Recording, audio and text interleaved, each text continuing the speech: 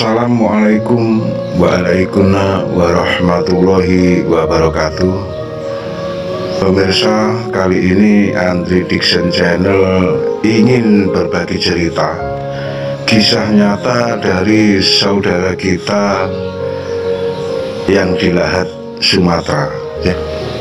Pada awalnya kami dari tim pusat pada waktu itu mengadakan turba keliling ke seluruh Indonesia, bisa dikatakan seperti itu. Waktu itu kita berangkat orang 5. Jadi kami, kemudian almarhum Abah Suharjito dari Surabaya, ada Yai Hasan Imron dari Nganjuk, kemudian Ustadz Didik, kemudian ada Mbah Minto dari Surabaya. Kita turba keliling, jadi kita berangkatnya naik mobil pada waktu itu. Kita awali dari Pondok, kemudian laju lewat Nganjuk dan seterusnya. Kita perjalanan, dan juga di dalam perjalanan itu kita mampir-mampir ke jamaah-jamaah, karena memang di situ kita mengunjungi jamaah yang di daerah-daerah pada waktu itu. Di waktu perjalanan, apabila waktu sholat, kita mampir ke musola, kita sholat berjamaah ataupun gantian. Kemudian ke Jakarta. Setelah dari Jakarta, kita nyebrang di Merak, itu Bakauni ya. Di situ kita nyebrang, kemudian di Lampung, mampir ke pengamal yang di Bantar Lampung. Kemudian anehnya di situ waktu kita makan ya, waktu itu kita makan mampir di warung ya, warung pinggir jalan, tetapi warungnya ya lumayan agak besar, tapi bukan restoran, bukan. Di situ kita makan sama-sama. Nah, kalau di wilayah Lampung itu untuk pengamennya tidak seperti di wilayah Jawa Timur ya. Kalau wilayah Jawa Timur ini pengamennya menghampiri ke meja-meja. Nah, kalau ini pengamennya hanya dikasih satu tempat, memang khusus pengamen. Jadi sehingga para pemakan ini bisa mengasihkan tipnya atau uangnya itu menuju ke pengamen tersebut. Nah, kemudian anehnya pada waktu ada pengamen yang sebelumnya itu lagu-lagunya lagu-lagu bebas gitu ya, ya lagu pop, lagu dangdut. Nah, kebetulan waktu ada kita baru datang, kemudian kita pun masih pesan makanan belum matang lah, belum jadi. Nah, si pengamen kemudian berkata, lagu ini saya peruntukkan untuk yang mungkin dari luar kota ya, saya kasih lagu sholawatan. Nah, pengamennya seperti itu ya, kita enjoy aja sih, menikmati. Maksud saya, kenapa sebelumnya lagu-lagu itu lagu-lagu yang biasa-biasa saja, kenapa di waktu kita datang pada waktu itu kok berganti menjadi lagu sholawatan terus itu. Nah, itu kemudian singkat cerita, setelah makan kita melanjutkan perjalanan. Jadi kita ini perjalanannya siang malam non stop, karena memang waktu nyetir mobil itu kita bergantian. Jadi kita bergantian. Jadi siang malam kita jalan terus, karena memang perjalanan kita jauh. Kadang kita tidur di tempatnya pengamal, kadang kala memang kita tidurnya ya mampir-mampir di jalan, di musola gitu, sambil istirahat sebentar. Kemudian kita lanjutkan perjalanan. sebelum kita sampai tujuan pada waktu itu, memang tujuan titik yang paling jauh di Lahat Sumatera sana. Itu otomatis untuk pengamal yang di Lahat kita telepon bahwa kita akan ya berkunjung ke jamaah sana sambil syiar dan semacamnya. Nah kemudian setelah sampai Lahat Sumatera Utara, dari rumah yang kita pakai transit itu mungkin masih 1 jam perjalanan, kalau nggak salah, kalau nggak 2 jam, 1 jam ya dari kota Lahat pada waktu itu. Nah saking senengnya dari pemilik rumah tersebut, mohon maaf ini untuk pemilik rumahnya nggak saya sebut namanya, yang kita transiti maksudnya tidak saya sebut namanya. Jadi setelah kita itu nyampe kota Lahat, otomatis kita telepon sama teman pengamal yang di sana yang mau kita tempati transit. Kemudian dijemputlah di kota Lahat.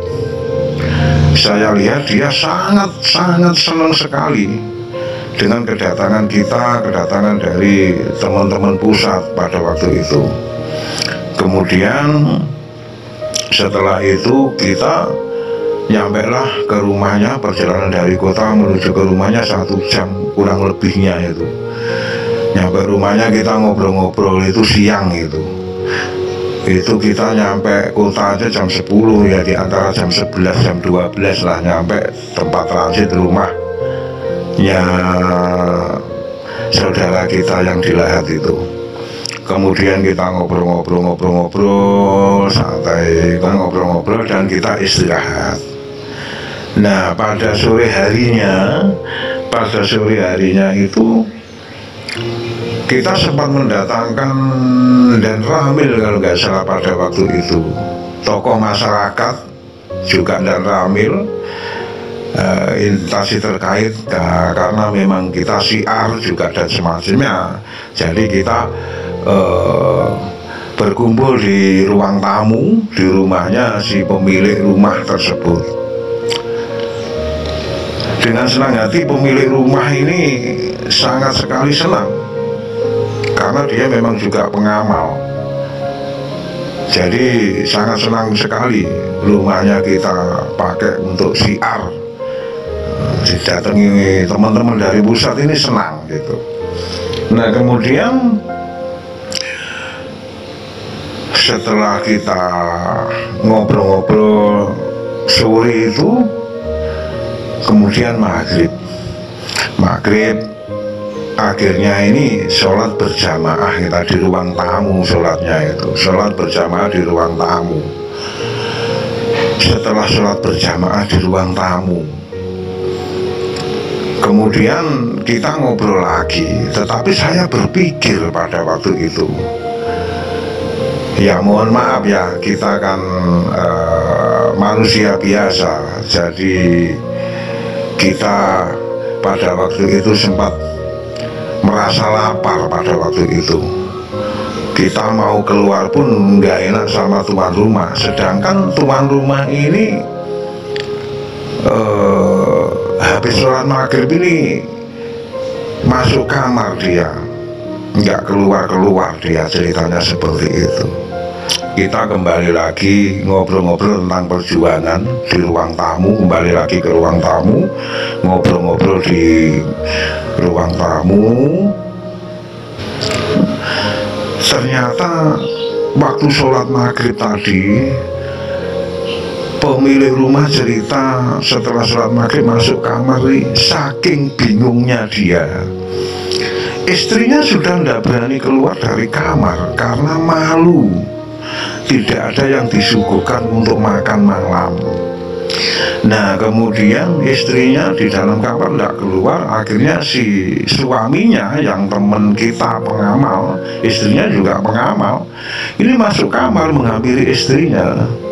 Dia tanya ke istrinya, kenapa kok nggak keluar? Istrinya menjawab, saya malu karena saya kondisinya seperti ini ekonomi kita dan tidak ada hidangan yang kita hidangkan tamu kita.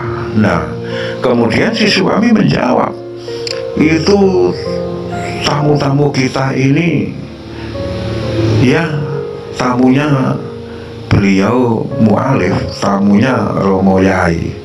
Jadi keyakinannya dia memang sangat-sangat sekali hebat, sangat sekali mantap pada waktu itu dia. Nah, kemudian istrinya tanya, nah terus ini kita pakai suguhan apa untuk makan malam? Dijawab sama suaminya, kita percaya sama Allah, kita percaya sama Mbah Yai, ya kita suguhi aja, fafiru ilallah. Nah, bercandanya seperti itu juga. Istrinya sempat nangis pada waktu itu di dalam kamar. Kemudian setelah di dalam kamar, si suaminya keluar, otomatis keluar dari kamar melewati ruang makan. Kagetnya minta ampun hal yang terjadi.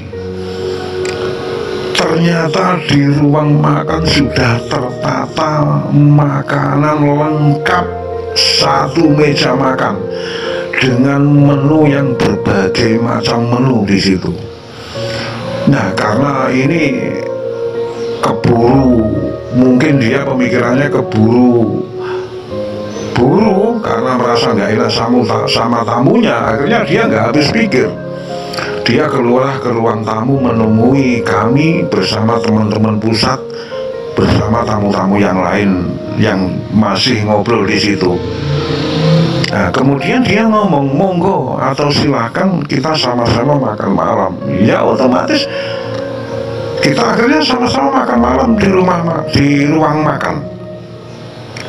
Nah, di waktu kita makan, saya pribadi itu batin saya berpikir, menunya sangat lengkap.